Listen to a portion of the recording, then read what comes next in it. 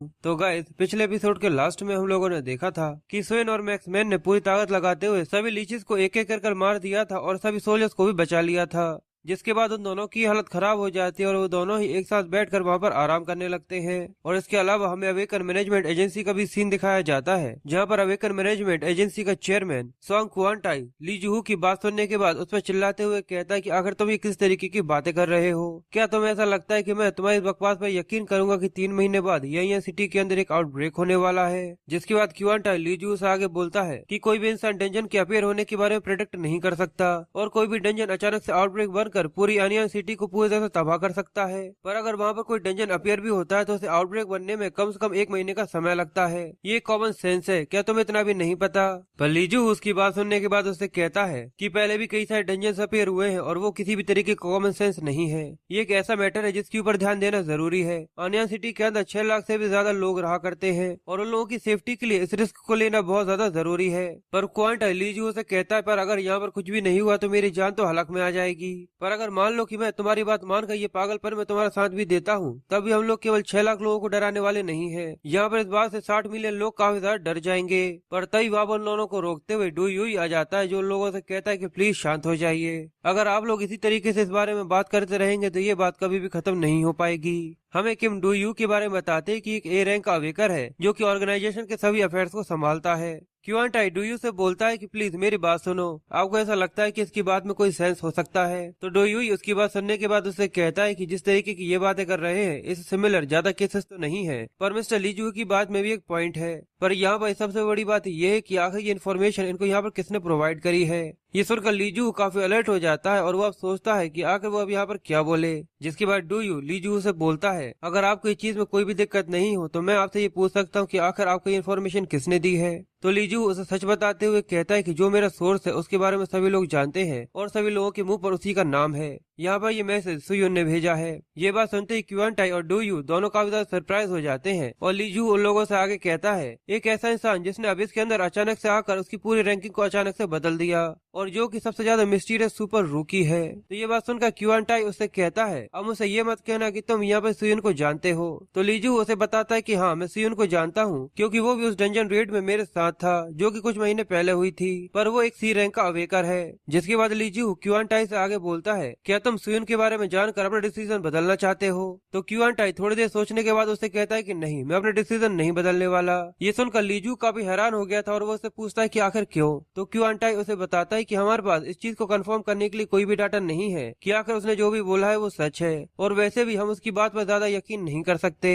अगर हम लोग उसकी बातों पर यकीन करते हुए सभी लोगों को वहाँ से निकाल भी लेते हैं तो अगर वहाँ पर कुछ भी नहीं हुआ तो आखिर इसकी जिम्मेदारी कौन लेगा? एज ए चेयरमैन इसकी जिम्मेदारी मुझे लेनी पड़ेगी। पर मिस्टर ली जूहू, मेरी बात कान खोलकर सुन लो, पर अगर तुम इसको दूसरी तरीके से देखोगे तो डंजन एक नेचुरल डिजास्टर नहीं है और अगर ऐसे में यहाँ पर कोई भी कैजुअलिटीज होती है तो मैं इसकी जिम्मेदारी नहीं लेने वाला। क्वांटाई की ऐसी बातें सुनकर लीजू काफी ज्यादा शॉक हो जाता है और वो अपने मन में कहता है, ये यहाँ पर सारी की सारी बातें जानने के बाद भी अपनी आंखें बंद कर देखना चाहता है कि आखिर यहाँ पर क्या होगा, क्योंकि बस ये यहाँ पर किसी भी चीज की रिस्पॉन्सिबिलिटी नहीं लेना चाहता। जिसके बाद क्वांटाई लीजू से आगे बोलता है कि मैंने अपना फाइनल डिसीजन ले लिया है, पर मैं यहाँ पर एक चीज की रिस्पॉन्सिबिलिटी जरूर लेना चाहूंगा कि हम लोग इसके बारे में पूरी तरह से भूल जाए कि आखिर यहाँ पर क्या हुआ था। जो कहते हुए वो एक ईवल से स्माइल देता है, जैसे ये समझ में आ जाता है कि अवेकन मैनेजमेंट एजेंसी का चेयरमैन एक बहुत ज्यादा घटिया इंसान है।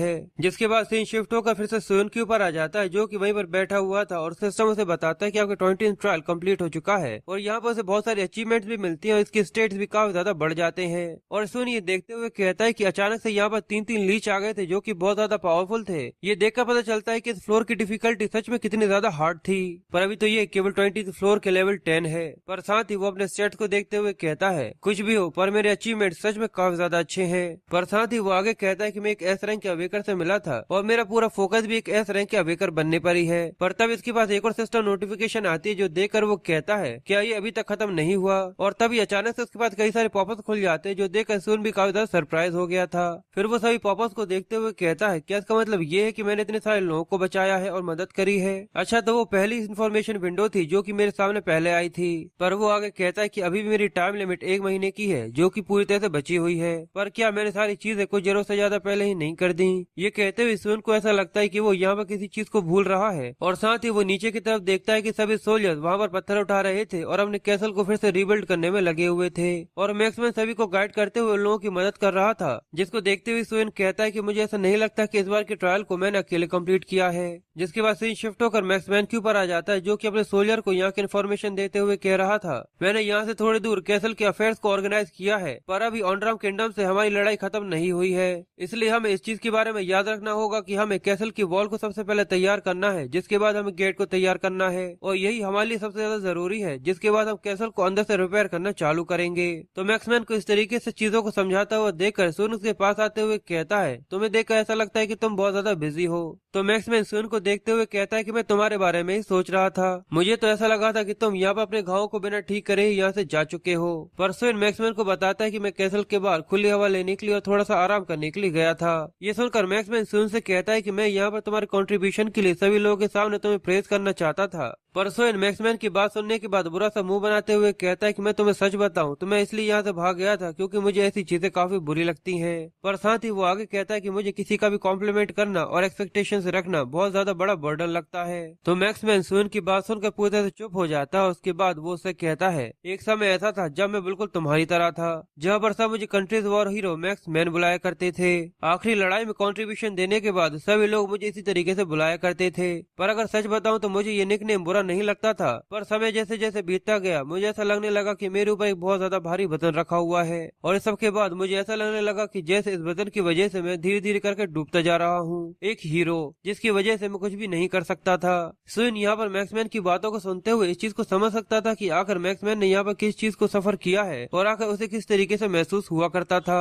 वो अपने मन में कहता है कि ऐसा इंसान जिसने मेरी तरह ही प्रेशर महसूस किया है जैसा कि मैं पिछले लाइफ में महसूस किया करता था। पर मैक्समैन सुन से आगे कहता है कि तुमने मुझे ये बताया कि यहाँ के सोल्जर्स की रक्षा करना मेरा काम है और आज तुम्हारी इस मदद की वजह से मेरा मन पूरी तरह से शांत हो चुका है। तो ये सुनकर सुन इस्तेमाल करते हुए बोलता है, ये देखकर मुझे भी ऐसा लगता है। और साथ ही वो मैक्समैन से आगे बोलता है कि तुम्हारे आंसर सुनने के बाद मुझे ऐसा लगता है कि हम दोनों बिल्कुल एक जैसे हैं। तो मैक्समैन ये सुनकर हंसते हुए बोलता है कि तुमने बिल्कुल सही कहा, लाइफ हमेशा से ऐसी नहीं रहती।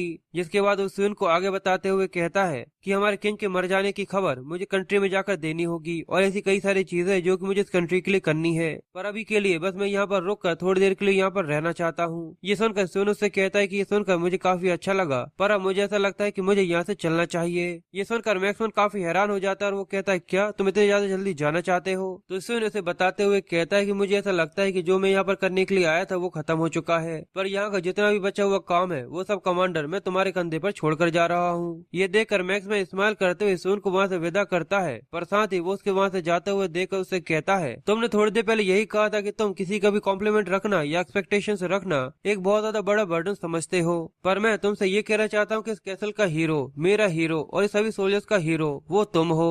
इसलिए मैं तुम्हारे दिल से शुक्रिया करता हूँ और मैं इस चीज की दुआ करूंगा कि तुम अपने घर सही सलामत पहुँच जाओ। ये सुनकर सुन काफी सरप्राइज होता है, पर साथ ही वो इस्तेमाल करते हुए मैक्समैन से कहता है कि तुम्हारा बहुत बहुत शुक्रिया। जिसके बाद उसके पास कई सारी अचीवमेंट्स आती है और जहाँ पर उसे बताया जाता है कि आपने यहाँ पे एक और न्यू स्किल को अचीव किया है जो कि हीरो इमोर्टल है। जिसके बाद सीन शिफ्ट होकर एक जिम के अंदर बाई यूकी पर आ जाता है जो कि बहुत ज्यादा भारी भरकम वजन उठाकर एक्सरसाइज कर रही थी और वो लीजू से बोलती है, लीजू जल्दी से तुम्हारा फोन उठाओ, मैं यहाँ पर तुम्हारी ये बकवास रिंगटोन नहीं सुनना चाहती। तो लीजू भी एक्सरसाइज करते हुए उससे कहता है कि आखिर इतनी रात में मुझे कौन कॉल कर रहा है, पर जैसे ही वो फोन देखता है तो वो ये देखकर काफी सरप्राइज हो जाता है और जल्दी से वहाँ से बाहर चला जाता है। तो बायू भी देखकर काफी कंफ्यूज होती है और वो कहती कि आखिर यहाँ पर कौन का कॉल आ गया। लीजू जल्दी से बाहर जाकर पसीना पहुँचते हुए सुन को कॉल करता और कहता है कि मैं आपके कॉल का वेट कर रहा था। पर जैसे ही सुन लीजू को अपनी कंडीशन बताता है तो ये सुनकर लीजू काफी सरप्राइज हो जाता है और वो चिल्लाते हुए कहता है, आखिर आपके साथ क्या हुआ कि आप हॉस्पिटल के अंदर है? लीजू ये जानकर बहुत ज्यादा घबरा जाता है और वो चिल्लाते हुए कहता है, आखिर आप एक हॉस्पिटल के अंदर क्या कर रहे हैं? जिसके बाद हमें उसी हॉस्पिटल के बाहर का सीन दिखाते हैं जब उन दोनों की बातें हो रही थी। साथ ही लीजू चिल्लाते हुए सुन से कहता है कि मैंने कहा था कि तुम्हें ऐसी बॉडी के साथ बाहर नहीं घूमना चाहिए, आखिर तुम तुम्हारी बॉडी के ऐसे स्टेट के साथ अब क्या कर सकते हो? तो सुन इसे शांत करते हुए कहता है कि मैं एक अवेकर हूँ तो मैं जल्दी ही हील हो जाऊंगा, बस थोड़ी से मेडिसिन लगाकर अपने हाथ को कवर कर रखना है और ज्यादा से ज्यादा थोड़े से पेन किलर खाने हैं। जिसके बाद सुन आगे कहता है कि मैंने उससे कहा था कि मैं पूरी तरह से ठीक हूँ, उसे से ज्यादा चिंता करने की जरूरत नहीं नहीं है। पर तभी अचानक से वो अपने सामने लीजू को देखकर बहुत ज्यादा सरप्राइज हो गया था, जो कि अपने ट्रेनिंग सेंटर से सीधे भागकर वहां पर आ गया था सुइन को देखने के लिए। और वो चिल्लाते हुए कहता है कि मिस्टर सुइन, क्या आप बिल्कुल ठीक है? आपको दर्द तो नहीं हो रहा? फिर वो दोनों पास के एक पार्क के अंदर जाकर बैठ जाते हैं, जहाँ पर लीजू उससे आगे कहता है, क्या तुम बिल्कुल ठीक हो? क्या जब से तुम यहाँ पर आए हो तुम्हारा हाथ क्रैकिंग की आवाज कर रहा था, इसलिए तुमने सोचा कि उसे डॉक्टर को दिखा दूं?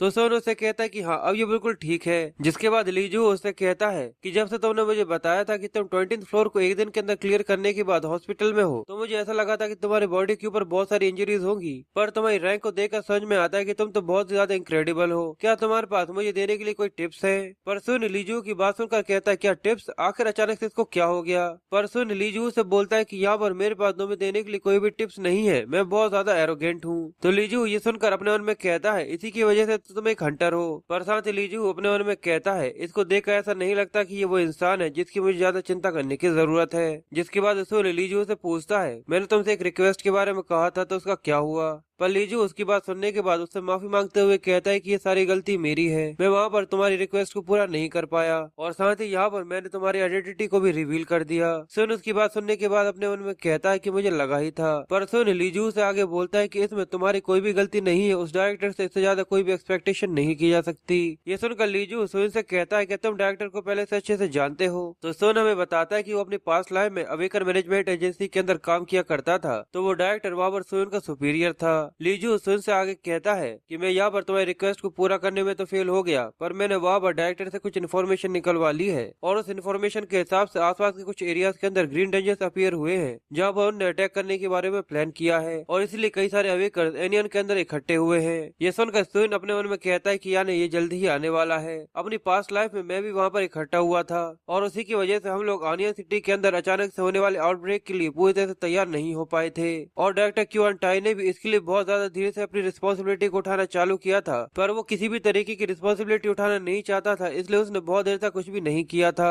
और क्यूआन टाई के बारे में सोचकर सोयन को बहुत ज्यादा गुस्सा आता है, और वो कहता है वो कभी ना हमेशा अपने बारे में ही सोचता है, मैं डेफिनेटली इस बार उसको इतना ज्यादा बिजी कर दूंगा कि वो खुद बहुत ज्यादा परेशान हो जाएगा। पर लीजू सुन से कहता है कि तुम्हें आखिर कैसे पता है कि डंजन कब और कहां कैसे ही अपीयर होने वाला है? क्या तुम मुझे इसके बारे में बता सकते हो? तो सुन लीजू को बताते हुए कहता है कि अभी मैं तुमसे ये कह सकता हूँ कि ये मेरी गट फीलिंग है। और साथ ही वो लीजू का शुक्रिया करते हुए उससे बोलता है कि तुमने मेरे लिए बहुत ज्यादा मेहनत करी है, पर अब समय आ गया है कि मैं सबको खत्म करते हुए अपने प्लान बी के ऊपर काम करना चालू करूं, जिसके लिए अब मुझे अकेले ही काम करना होगा। लीजू ये सुनने के बाद काफी हैरान हो गया था, और वो उससे कहता है, क्या तुम ये कह रहे हो कि अब तुम अकेले काम करना चाहते हो? तो सुन लीजू से बोलता है कि हाँ, वैसे भी मैंने आपसे बहुत ज्यादा हेल्प ले ली है, इसलिए अब मैं आपको और भी ज्यादा इस चीज में घसीटना नहीं चाहता। पर लीजू सुन की बात सुनकर गुस्से में कहता है कि ये सब काफी नहीं है, हम लोग एक ऐसे सिचुएशन के अंदर है जहाँ पर हम लोग एजेंसी से जरा सी भी हेल्प की उम्मीद नहीं कर सकते, इसलिए मुझे बताओ कि आखिर तुम्हारा प्लान क्या है, या वो कुछ न कुछ तो ऐसा होगा जिसमें मैं तुम्हारी मदद कर सकता हूँ। सुन लीजू की बात सुनकर थोड़ी देर के लिए सरप्राइज हो गया था, फिर वो मुस्कुराते हुए उससे आगे कहता है कि ठीक है, मैं समझ गया, मैं तुम्हें मेरा प्लान बताता हूँ। जिसके बाद वो उसे प्लान बताता है, और उसके बाद हमें 2 महीने बाद 17 सितंबर का सीन दिखाते हैं, यानी क्रिसमस से एक हफ्ते पहले का सीन। और इस समय सभी लोग अब इस ऑनलाइन के ऊपर एक आर्टिकल को देखकर बहुत ज्यादा सरप्राइज थे, और सभी लोग उसी के बारे में बात कर रहे थे। और ये आर्टिकल डंप गिल्ड के ऊपर था, जो कि यहाँ पर सोयन ने बनाया था, पर ये बहुत ज्यादा लंबा आर्टिकल और मैं इसको एक्सप्लेन नहीं करने वाला, इसलिए आप लोग वीडियो को पॉज कर इसको पढ़ सकते हैं, मैं इसको यहाँ पर डाल दूंगा। जिसके बाद सीन शिफ्ट होकर एक न्यूज रिपोर्टर के ऊपर आ जाता है, जो कि डंप गिल्ड के बारे में बता रहा था, और वो सभी से कहता है कि हाल ही में अभी ऑनलाइन के ऊपर एक आर्टिकल देखा गया है, और उसके बारे में सभी प्लेटफॉर्म्स के ऊपर बातें की जा रही है, इसलिए वो बहुत ज्यादा वायरल प्लेटफॉर्म है, और अभी ये आर्टिकल अभी की सबसे ज्यादा हॉट इश्यूज में से एक है। क्या सच में डंप गिल्ड इतनी ज्यादा खतरनाक है, और उसने यहाँ पर किसी भी चीज को तबाह करने के बारे में सोच लिया है? और यहाँ पर हमारे साथ एक ऐसा विटनेस है जिसने डंप गिल्ड को अपने कारनामे करते हुए देखा है, और वो अपने माइक को आगे करते हुए उससे कहता है, क्या आप हमें डंप गिल्ड के बारे में बता सकते हैं कि क्या वो एक रियल ऑर्गेनाइजेशन है, या फिर वो आखिर क्या है? लीजू से रिपोर्ट करते हुए बताता है कि हाँ, मैंने सबको पर्सनली एक्सपीरियंस किया है। कुछ समय पहले मैं और मेरी टीम डंजन के अंदर एक रेड करने के लिए गए थे, जहाँ पर अचानक से डंप गिल्ड ने हमारे ऊपर अटैक कर दिया था, जिसकी वजह से मेरे कई सारे लोग मारे गए थे। पर साथ ही वो घबराते हुए अपने मन में कहता है कि सुन, तुमने यहाँ पर मुझे सबसे ज्यादा अनोइंग टास्क दिया है जिसको मैं हैंडल कर सकता हूँ। बायू लीजू को टीवी पर देखकर काफी कंफ्यूज होती है, और वो कहती है कि आखिर ये यहाँ पर ये क्या कर रहा है। और हमें क्यूआन टाई का भी सीन दिखाते हैं, जो न्यूज देखकर काफी गुस्से में था, और वो चिल्लाते हुए कहता है ये यहाँ पर इस तरीके से मास कम्युनिकेशन का इस्तेमाल कर रहा है। पर साथ ही वो आगे कहता है कि एनियन के अंदर डंजन के अपीयर हो जाने की वजह से मेरे हाथ फुल है, वरना मैं इसको अभी बताता था कि आखिर मैं यहाँ पर क्या कर सकता हूँ। पर डू यू उससे कहता है कि आपको इस सब के बारे में चिंता करने की जरूरत नहीं है, क्योंकि हर एक एजेंसी के बाहर कोई भी आकर अपने इंडिविजुअल एक्ट को कर सकता है और हम लोग उसे रोक नहीं सकते। पर क्यूआनटाई उसकी बात सुनने के बाद उससे कहता है, मुझे पता है कि इस सब के पीछे वही सुयुन होगा। तुमने उसकी सारी पर्सनल इन्फॉर्मेशन को निकलवा लिया है। मुझे पता है कि ये सब सुयुन के कहने पर हो रहा है, पर साथ ही वो उससे आगे कहता है कि तुमने सुयुन की पर्सनल इन्फॉर्मेशन को पता कर लिया है कि आखिर वो कौन है। पर डू यू उसकी बात सुनने के बाद कहता है कि हाँ, मैंने उसके बारे में पता किया था, पर हम लोग उसे इस तरीके से यहाँ पर नहीं ला सकते। उसने मुझे बताया कि वो अब इस ऑनलाइन से 1 महीने के बाद बाहर आने वाला है। पर साथ ही डू यू भी अपने मन में कहता है कि सुयुन, मुझे समझ में नहीं आ रहा कि आखिर तुम यहाँ पर इतनी ज्यादा मुसीबतें खड़ी क्यों कर रहे हो। आखिर तुम्हारे दिमाग में क्या चल रहा है, आखिर तुम्हारा प्लान क्या है। जिसके बाद सीन शिफ्ट होकर सुयुन के ऊपर आ जाता है, जो किसी तरीके के पोषण को पी रहा था और उस पोषण की वजह से उसकी बॉडी के अंदर सडनली चेंजेस होना चालू हो जाते हैं और उसकी बॉडी के अंदर अजीब तरीके की म्यूटेशन चालू हो जाती है और उसको इस सब की वजह से बहुत ज्यादा दर्द हो रहा था और उसकी वेन्स पूरी तरह से ब्लू हो चुकी थी और वो सब की वजह से बहुत ज्यादा दर्द में था और वो दर्द में चिल्लाता जा रहा था। पर तभी हमें बाहर का भी सीन दिखाते जहाँ पर एक आदमी उसके गेट को खटखटाते हुए सुयुन से कहता है, तुम्हें यहाँ पर आए हुए 1 महीने से भी ज्यादा हो चुका है और तुम्हारा रेंट ओवर ड्यू है और यहाँ पर तुम्हारे कॉन्ट्रैक्ट को भी खत्म हुए कई दिन से ज्यादा हो चुके हैं। आखिर तुम अंदर क्या कर रहे हो। साथ ही वो गेट को खोलते हुए कहता है कि अगर तुम यहाँ पर मर गए हो तो कम से कम मरने से पहले मेरे पैसे दे देना। पर वही वो गेट को देखकर कहता है कि दरवाजा तो खुला हुआ है,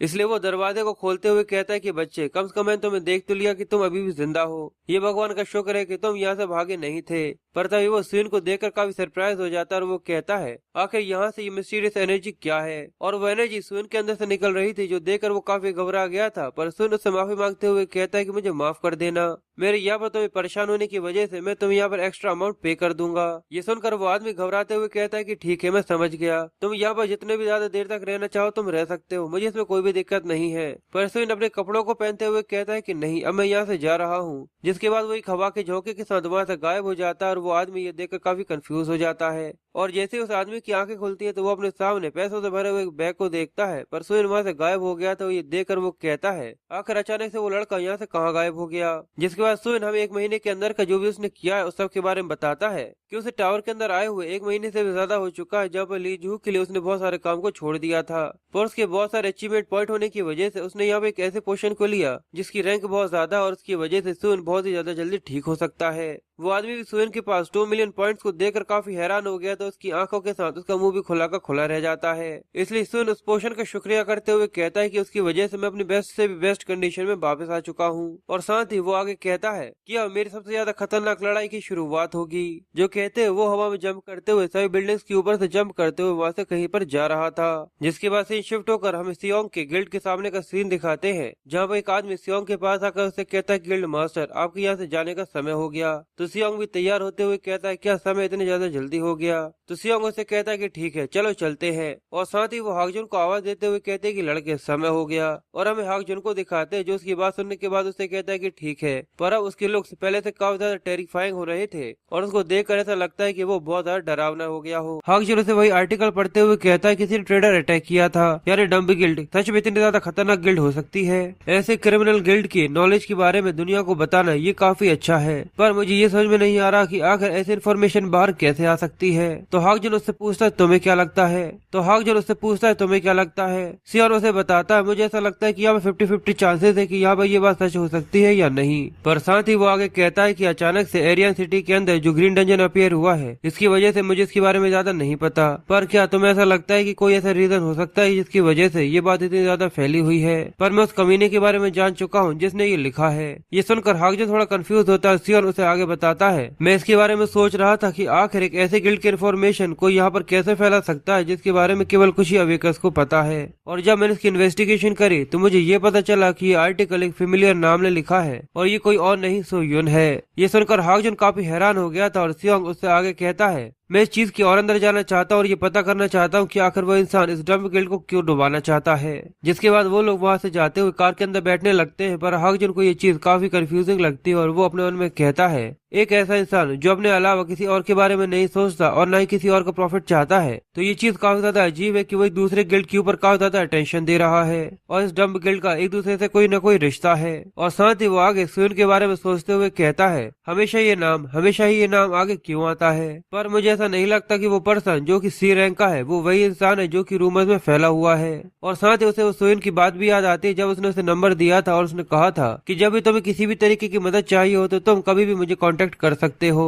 जो सोचकर हाक्जुन को थोड़ा सा अजीब सा महसूस होता है, जिसके बाद सीन शिफ्ट होकर अन्यान सिटी का होता है जहाँ पर कुछ लोग एक कोने के अंदर बैठे हुए थे और वो लोग वहाँ पर बैठे हुए बहुत ज्यादा बोर हो रहे थे और उनका लीडर कहता है कि आज के दिन बहुत ज्यादा बोरिंग है। आखिर क्रिसमस के समय पर भी यहाँ पर इतनी ज्यादा शांति क्यों है? यहाँ पर एक भी इंसान नहीं है जिसको हम लोग लूट सके। तो इसका एक साथी कहता है मुझे ऐसा लगता है कि सभी लोग यहाँ से भाग गए हैं। इसलिए उसका दूसरा साथी भी कहता है कि हम लोगों को भी यहाँ से भाग जाना चाहिए जिससे पहले हमारे साथ भी कुछ हो जाए। तो उसका लीडर हंसते हुए कहता है कि बेवकूफ, तुम्हें ऐसा लगता है कि ये सब सच है? आखिर तुम इस चीज के बारे में जरूर से ज्यादा क्यों सोच रहे हो कि कोई पागल सा इंसान यहाँ पर लोगों को मारता पीटता फिर रहा है? पर तभी अचानक से उसके पीछे सुयन आ जाता है जिसने मास्क पहना हुआ था और वो उसे कहता है कि ये सब कोई मजाक नहीं है। सुयन को वहाँ पर अपने पीछे देखकर वो लोग काफी कंफ्यूज होते हैं और वो लोग उससे कहते हैं कि आखिर ये कमीना कौन है। जिसके बाद वो सब सुयन को घेरते हुए आगे कहते हैं आखिर ये कमीना यहाँ पर क्या कर रहा है और आखिर तुमने यहाँ पर मास्क को क्यों पहना हुआ है? क्या तुम शाम की क्रिसमस पार्टी के लिए अभी से तैयार हो रहे हो? और साथ ही वो सुयन पर हंसते हुए आगे कहते कि ये काफी अच्छा है, चलो यहाँ पर आ गया तो हम लोग इसी को यहाँ पर लूट सकते हैं। जरा इस पागल कमीने को तो देखो, ये कितना ज्यादा फनी है। पर तभी सुयन बड़े ही आराम से अपने एक हाथ की मदद से उनके लीडर को कॉलर से पकड़कर उठा देता है, जिसकी वजह से वो लोग काफी डर जाते हैं। वो लोग ये देखकर कहते हैं कि ये कमीना बास्टर्ड बहुत ज्यादा पावरफुल है। फिर सुयन उस लड़के को पीछे फेंकते हुए अचानक से अपनी तलवार को निकाल कर उसके गले के ऊपर रख देता है और उससे कहता है तुम यहाँ पर केवल एक एवरेज टेररिस्ट हो। ये देखकर वो लड़के बहुत ज्यादा घबरा गए थे, पर तभी अचानक से सुयन के पीछे एक बहुत ज्यादा बड़ा एक्सप्लोजन होता है। ये देखकर वो सभी बहुत ज्यादा डर जाते हैं और वो पसीना पसीना हो जाते हैं। वो चिल्लाते हुए कहते हैं कि एक्सप्लोजन, यहाँ पे एक टेररिस्ट है, हमें कोई बचाओ। जो कहते हैं वो लोग जल्दी से वहाँ से भाग जाते हैं और सुयन को कहते हैं कि वो एक टेररिस्ट है। जिसके बाद यही खबर ब्रेकिंग न्यूज बनकर लाइव चलने लगती है और सभी लोग इसी के बारे में बता रहे थे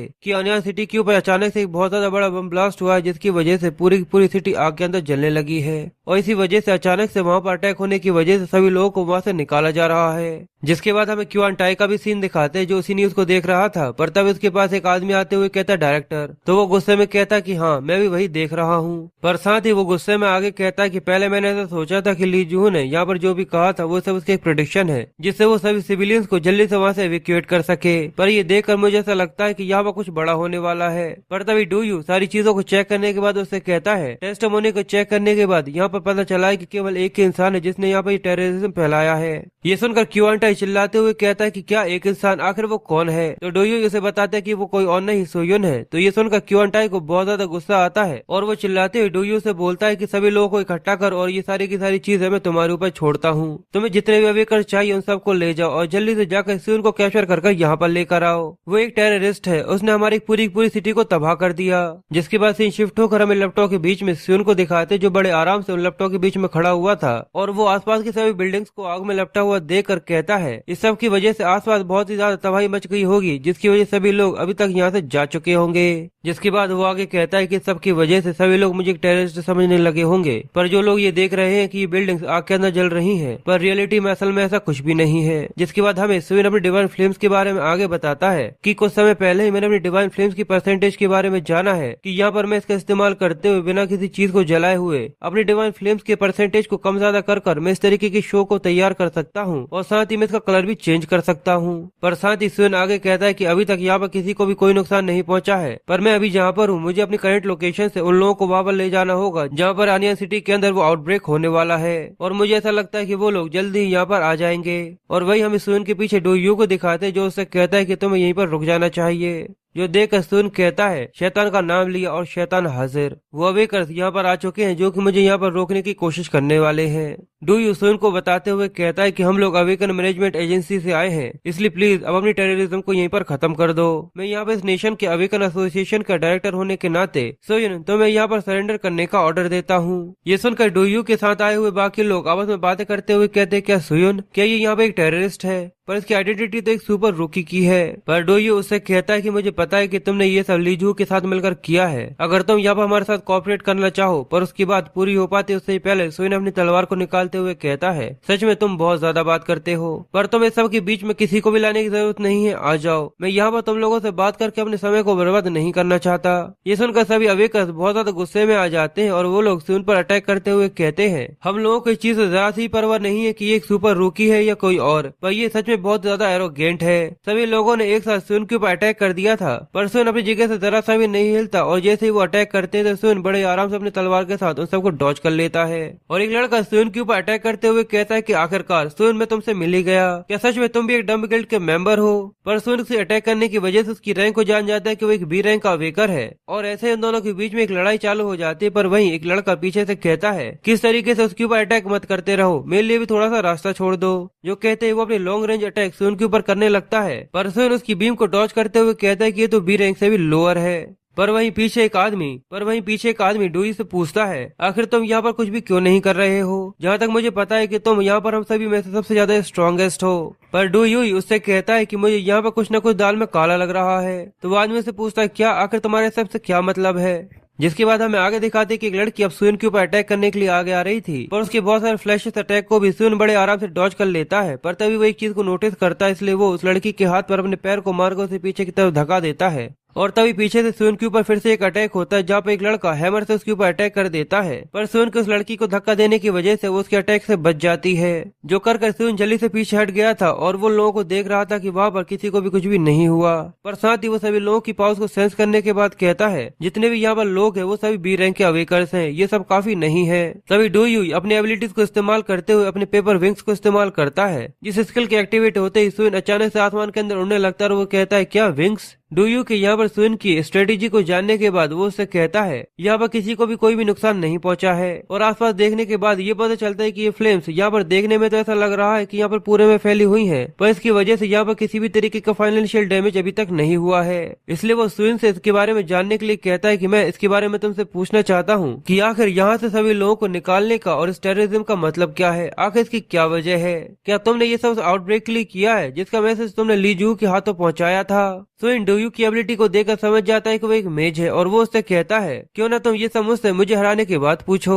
डूयू अपनी कॉपी को बंद करते हुए सुन से कहता है अगर तुम यही चाहते हो तो ठीक है। और उसके ऐसा करते ही डूयू की विंग्स अचानक से सुन के ऊपर से गायब हो जाते हैं, जिसकी वजह से सुन उस बिल्डिंग से नीचे गिरने लगता है। सुन तेजी से उस बिल्डिंग से नीचे गिरता जा रहा था, तभी डूयू ऊपर से उसके ऊपर अटैक कर देता है और साथ ही वो फिर से अपनी बुक को खोलते हुए उसके बुक मार्क को इस्तेमाल करता है, जहाँ पर वो अपनी स्किल 5 स्टार थंडर बोल्ट का इस्तेमाल करता है, जिससे वो 5 स्टार बुक से एक बहुत ज्यादा बड़े थंडर शॉक से सुन के ऊपर अटैक कर देता है। सुन ये देखकर अपनी तलवार को आगे करते हुए उसको डॉज करने लगता है, पर वहाँ पर एक बहुत ज्यादा बड़ा धमाका होता है, जिससे ऐसा लगता है कि सुन बहुत ज्यादा घायल हो गया होगा। फिर डूई अपने अटैक करने के बाद बिल्डिंग से आकर नीचे आराम से खड़ा हो जाता है, पर वो अपने सामने सुन को देखकर काफी सरप्राइज होता है और वो अपने मन में कहता है इसने यहाँ पर कई सारे अवेकर्स का सामना किया है और इसके अलावा इसने हवा में ही मेरे अटैक को भी डॉज कर लिया और यहाँ पर इसकी बॉडी के ऊपर एक भी खरोच का निशान तक नहीं है। मुझे ऐसा नहीं लगता कि शायद मैं भी इसका सामना कर सकता हूँ, शायद इसकी रैंक ए रैंक से भी अबव है। फिर सुन डूयू को देखते हुए कहता है कि कैसा रहा? मुझे ऐसा लगता है कि मैंने तुम्हें यहाँ पर ये सब बता दिया है कि यहाँ पर तुम लोग चाहकर भी मेरे सामना नहीं कर सकते, तुम में से ऐसा कोई भी नहीं है जो कि मेरे लेवल के आसपास हो। ये सुनकर डूयू काफी हैरान हो जाता है और बस इसी के साथ ये पार्ट यहीं पर खत्म हो जाता है। आई होप आप लोगों को एक्सप्लेनेशन पसंद आया होगा। अगर आप लोगों को एक्सप्लेनेशन पसंद आया हो तो प्लीज वीडियो को लाइक कमेंट शेयर जरूर कीजिएगा और ऐसी एक्साइटिंग वीडियोस के लिए अपने चैनल को सब्सक्राइब कर लीजिएगा। मैं मिलता हूँ आप लोगों से नेक्स्ट वीडियो में।